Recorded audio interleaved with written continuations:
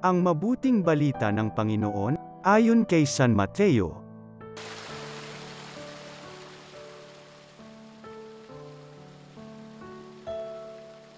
Noong panahong iyon, sinabi ni Jesus sa kanyang mga alagad, "Kung magkasala sa iyo ang kapatid mo, puntahan mo siya at kausapin ng sarilinan.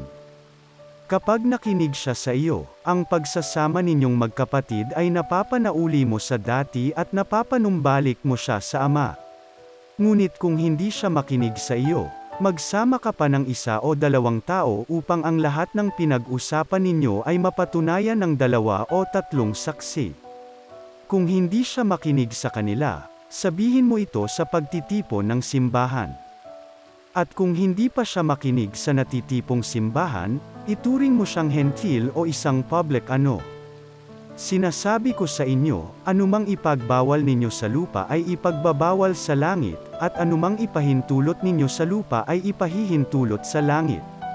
Sinasabi ko pa rin sa inyo, kung ang dalawa sa inyo rito sa lupa ay magkaisa sa paghingi ng anumang bagay sa inyong panalangin, ipagkakaloob ito sa inyo ng aking Amang nasa langit.